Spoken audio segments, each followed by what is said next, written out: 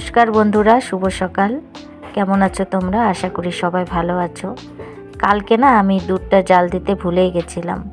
তো জানোই তোমরা আমাদের বাড়িতে গরু আছে, তো দুধের বালতিতে দুধটা ছিল, ঢাকা ছিল, সেটা আর খেয়াল করিনি। তো বরমশাই সকালবেলা উঠে বলছে যে এখনও দুধটা জাল দাওনি। তো আমি ঝটপট করে দুধটা বসিয়ে দিলাম। তো আশিবাসি কাজ আমার হয়ে গেছে, কাপড়টা ছেড়ে নিয়েছি মানে নাইটিটা, তারপরে কিন্তু দুধটা বসিয়ে দিলাম।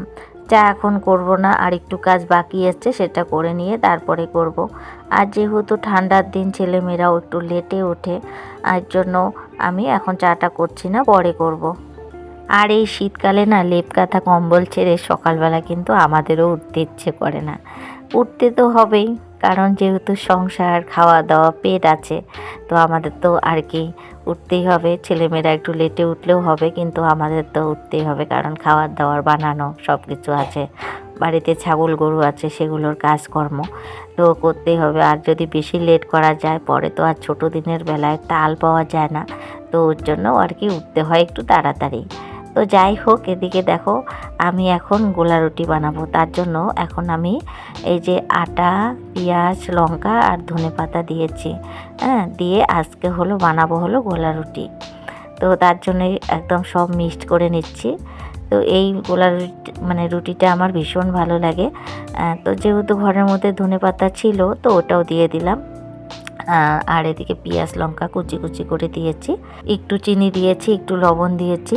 মানে এটা হবে মিষ্টি, ঝাল আর লবণ, মানে এরকম টাইপের গোলা রুটি হবে। মানে এটা খেতে কিন্তু অনেকটাই ভালো লাগে। তো চলো, এদিকে আমার ব্যাটারটা হয়ে গেছে রেডি। আর এখন গোলা রুটিটা বানিয়ে নেব, আর সঙ্গে চাও করে নেব। তো এখন ছেলেমেয়েরাও উঠে গেছে, তো গরম গরম এইসব জিনিস খেতে কিন্তু ভালোই লাগে। তো এদিকে দেখো ব্যাটারটা একদম সুন্দর হয়ে গেছে। আর এখন তাওয়াটাও বসিয়ে দিয়েছি, আর এখন আমি আর কি গোলা রুটিটা ভেজে নিব। আর এই যে তাওয়ার মধ্যে এখন একটু তেল দিয়ে দিব, অল্প করেই তেল দিয়ে আর কি ভাজবো। তো এই যে তেলটা দিয়ে দিলাম, আর এখন তেলটা গরম হলে দিয়ে দিব ব্যাটারটা। তো এইসব খাবার কিন্তু আমার ছেলেমেয়েরাও খুব ভালোবাসে। ওই যে যেদিন একটু হাতে সময় থাকে সেদিন কিন্তু আমি বানিয়ে দিই, আর যখন সময় থাকে না তখন কিন্তু মানে দোকানেরটাই আর কি খাওয়াই। তখন তো উপায় থাকে না, তখন কি করব, তখন যেহেতু সময় থাকে না, আর সব সময় ঘরে বানানো তো সম্ভব না। তো চেষ্টা করি আর কি মাঝে মধ্যে এদেরকে হাতে বানানো খাবারটাই খাওয়াতে। তো এই যে দিয়ে দিয়েছি 2 হাতা ব্যাটার। তো এখন এটাকে পাতলা করে আর কি বানিয়ে নেব। আর এই রুটিটা আর কি একটু পাতলা হলে ভালো লাগে, বেশি মোটার থেকে পাতলা হলে বেশি ভালো লাগে। তো এই যে দেখো চারিদিক দিয়ে কিন্তু হাতার সাহায্যে সুন্দর করে পাতলা করে নিচ্ছি। একদমই পাতলা হয়েছে, একদম নরম তুলতুলে হয়েছে। আর এই যে হাতার সাহায্যেই কিন্তু সুন্দর করে একদম বড় করা যায়। আর কি বলবো, এটা অনেক টেস্টি হয় খেতে, চায়ের সঙ্গে তো ভীষণ ভালো লাগে। আর তার সঙ্গে কি সকাল সকাল এই খাবারটা খেলে না পেটটাও ভরা থাকে। তো এর জন্য মাঝে মধ্যে এরকম খাবার বানিয়ে দিই। না হলে না এই স্কুল ছুটি হয়ে গেছে, ছেলেমেয়েরা তো মানে কি বলবো, আমার ছেলে তো বেশি, কারণ খাওয়ারই টাইম পায় না, এরকম অবস্থা। ও মনে হয় সারাদিনই খেলবে, মানে ডেকে ডেকে আনতে হয় আর কি খাওয়ার জন্য। তো সকালবেলা যদি এমন একটা ভারী খাবার ওকে খাওয়ানো যায়, তাহলে কতক্ষণ খেলুক, কোনো অসুবিধা নেই, পরে ডেকে না হলে খাওয়ানো যায়। আর এই যে এক পিঠ হয়ে গেছে, এখন উল্টে দিলাম, একটু গ্যাসটা কমিয়ে দিয়ে রাখবো, তাহলে কিন্তু জিনিসটা আরও ভালো লাগবে। আর জানো তো, এই যে পেঁয়াজটা দিয়েছি, এটা যখন খাওয়া যায় তখন পেঁয়াজটা যখন মুখে পড়ে বেশ ভালো লাগে। আর এদিকে আর একটু তেল দিয়ে দিচ্ছি ওই পিঠটা আর কি হওয়ার জন্য। আর এদিকে উল্টে পাল্টে কিন্তু আমি ভেজে নিব। আর দেখো কতটাই পাতলা হয়েছে, একদম খেতেও কিন্তু মানে অনেকটা দুর্দান্ত হয়েছে। তো এইভাবে কিন্তু সকালবেলা কিন্তু একটু টিফিন করলে ভালোই হয়। তো চলো সবগুলো ভেজে নিই, তারপরে তোমাদের সঙ্গে শেয়ার করছি।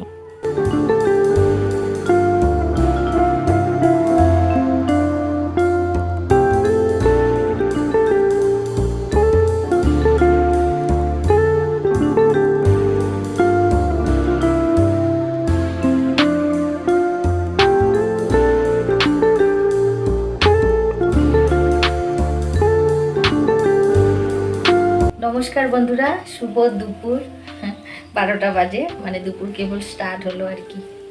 তো এদিকে আশেপাশে কাজ তো ছেড়ে নিয়েছি, দেখলে টিফিন বানালাম গোলা রুটি। তো তারপরে অনেক কাজ ছিল, গরুর ঘরটার পরিষ্কার করা টরা ধোয়া কাচা এগুলো ছিল, সেগুলো আর ক্যামেরা বন্দি করিনি।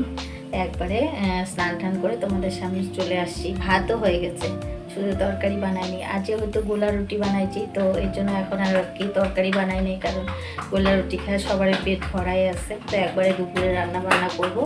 তো স্নান করে আসলাম, এখন ভাবলাম তোমাদের সামনে আসি, আর তাই আসলাম।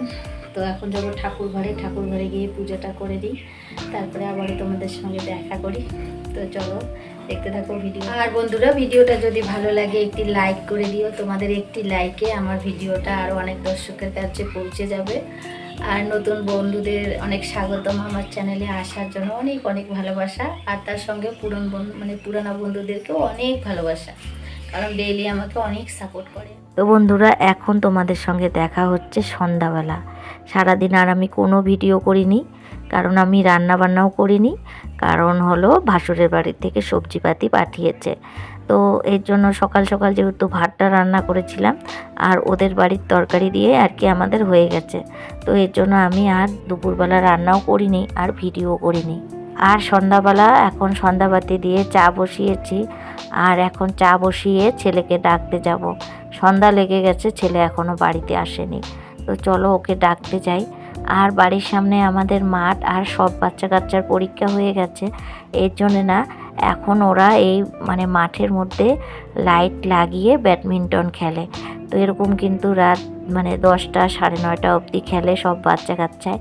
এখন যেহেতু আমার ছেলে একটু বড় হয়েছে, এখন আর কি সব তাল দিয়েছে ওদের সঙ্গে আর কি। তো ছেলেকে ডাকতে যাচ্ছি, কারণ আমি তো একটু ঘুমিয়েছিলাম, ঘুম থেকে উঠে ওকে দেখি নাই।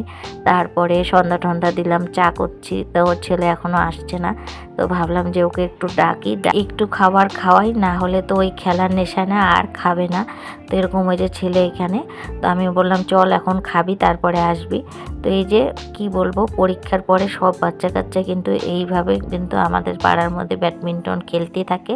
আর জানো তো, বাড়িতে আসার পরে শুধুমাত্র খেলো, আর একটুকু বাড়িতে থাকলো না, আবার মাঠে দৌড় মারলো।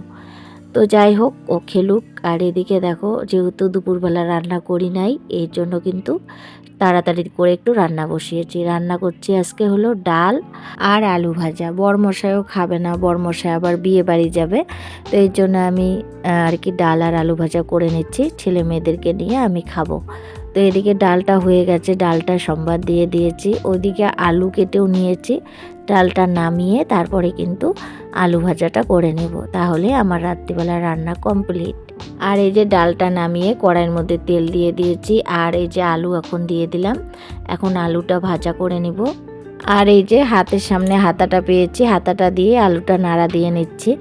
আর এই এটুক রান্নার জন্য একটা খুন্তি বেকার আর বের করলাম না, ভাবলাম যে এই হাতাটা দিয়ে আর কি করে নিব, তাই হাতাটা দিয়ে আর কি নাড়া দিচ্ছি।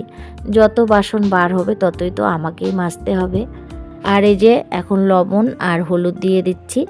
আর এই আলু ভাজাটা একদম মুচমুচে আলু ভাজা করব, তার জন্য কিন্তু একটু তেলটাও বেশি দিয়েছি। আর এই আলু ভাজাটা খেতে কিন্তু আমার ছেলে তো ভীষণ ভালোবাসে এরকম। তো আজকে যখন ওকে খেতে দিচ্ছিলাম, তখন বলছিল অনেক দিন পরে এরকম আলু ভাজা করছো মা, খুব ভালো হয়েছে।